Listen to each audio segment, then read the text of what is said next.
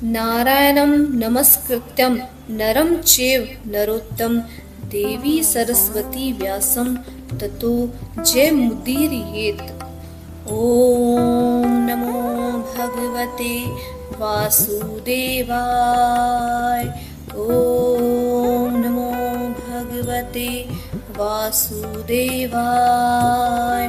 ॐ नमो भगवते वासुदेवाय। आप सुन रहे हैं मेरा घर वृंदावन द्वारा प्रसारित श्रीमद् भगवत महापुराण द्वितीय स्कंद में आपका स्वागत है। द्वितीय स्कंद के इस एपिसोड में आप सुनेंगे तीसरा अध्याय। तो चलिए कथा का आरंभ करते हैं। तीसरा अध्याय। मेरा घर वृंदावन हिंदू रीति रिवाज सनातन धर्म के प्रसार के लिए बहुत प्रयत्न कर रहा है। इस यात्रा में अब हमें आप सभी के सहयोग की और अधिक आवश्यकता है, ताकि अपने वेदों, पुराणों, उपनिषदों और शास्त्रों आदि का ऑडियो बुक के रूप में पुनः संकलन कर आने वाली पीढ़ियों के लिए इन्हें संरक्षित कर सकें। तो आइए इस बेहतर कार्य को साकार करने हेतु हम सभी साथ मिलकर इस जिम्मेदारी को निभाते हैं। इस शुभ कार्य में आपसे निवेदन है कि हमारे चैनल को सब्सक्राइब कर लें। तीसरा अध्याय। कामनाओं के अनुसार विभिन्न देवताओं की उपासना तथा भगवत भक्ति के प्राधान्य का निरूपण। श्री सुखदेव जी ने कहा, परीक्षित, तुमने मुझसे जो पूछा था कि मरते समय बुद्धिमान मनुष्य को क्या करना चाहिए, उसका उत्तर मैंने तुम्हें दिया। जो ब्रह्म तेज का इच्छुक हो वह बृहस्पति की, जिसे इंद्रियों की विशेष शक्ति की कामना हो वह इंद्र की, और जिसे संतान की लालसा हो वह प्रजापति की उपासना करे। जिसे लक्ष्मी चाहिए वह माया देवी की, जिसे तेज चाहिए वह अग्नि की, जिसे धन चाहिए वह वसुओं की, और जिस प्रभावशाली पुरुष को वीरता की चाह हो उसे रुद्रों की उपासना करनी चाहिए। जिसे बहुत अन्न प्राप्त करने की इच्छा हो वह अदिति का, जिसे स्वर्ग की कामना हो वह अदिति के पुत्र देवताओं का, जिसे राज्य की अभिलाषा हो वह विश्व देवों का, और जो प्रजा को अपने अनुकूल बनाने की इच्छा रखता हो उसे साध्य देवताओं का आराधना करनी चाहिए।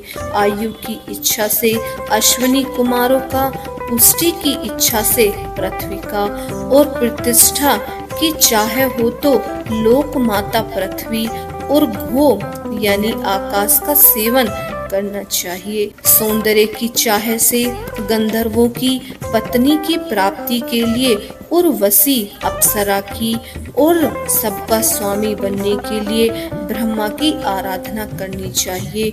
जिसे यश की इच्छा हो वह यज्ञ पुरुष की, जिसे खजाने की लालसा हो वह वरुण की, विद्या प्राप्त करने की आकांक्षा हो तो भगवान शंकर की, और पति पत्नी में परस्पर प्रेम बनाए रखने के लिए पार्वती जी की उपासना करनी चाहिए। धर्म उपार्जन करने हेतु विष्णु भगवान की, वंश परंपरा की रक्षा के लिए पितरों की, बाधाओं से बचने के लिए यक्षों की, और बलवान होने के लिए मरुदगणों की आराधना करनी चाहिए। राज्य के लिए मनवंतरों के अधिपति देवों को अभिचार के लिए निरस्ती की, भोगों के लिए चंद्रमा की, और निष्कामना प्राप्त करने के लिए परम पुरुष नारायण को भजना चाहिए। और जो बुद्धिमान पुरुष हैं वह चाहे निष्काम हो, समस्त कामनाओं से युक्त हो, अथवा मोक्ष चाहता हो, उसे तो तीव्र भक्ति योग के द्वारा केवल पुरुषोत्तम भगवान की ही आराधना करनी चाहिए। जितने भी उपासक हैं उनका सबसे बड़ा हित इसमें है कि वे भगवान के प्रेमी भक्तों का संग करके भगवान में अविचलन प्रेम प्राप्त कर लें। ऐसे पुरुषों के सत्संग में जो भगवान की लीला कथाएं होती हैं, उनसे उस दुर्लभ ज्ञान की प्राप्ति होती है जिससे संसार सागर की त्रिगुणमयी तरंग मालाओं के थपेड़े शांत हो जाते हैं।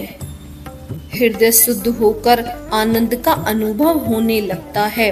इंद्रियों के विषय में आसक्ति नहीं रहती। केवल मोक्ष का सर्वमत मार्ग भक्ति योग प्राप्त हो जाता है। भगवान की ऐसी रसमयी कथाओं का चस्का लग जाने पर भला कौन ऐसा है जो उनमें प्रेम न कर सके। शौनक जी कहते हैं, सूत जी, राजा परीक्षित ने सुखदेव जी की यह बात सुनकर उनसे और क्या पूछा। वे तो सर्वज्ञ होने के साथ साथ ही मधुर वर्णन करने में भी बड़े निपुण थे। सूत जी, आप तो सब कुछ जानते हैं, हम लोग उनकी वह बातचीत बड़े प्रेम से सुनना चाहते हैं। आप कृपया करके अवश्य सुनाइए, क्योंकि संतों की सभा में ऐसी ही बातें होती हैं जिनका प्रियवसान भगवान की रसमयी लीला कथा में ही होता है।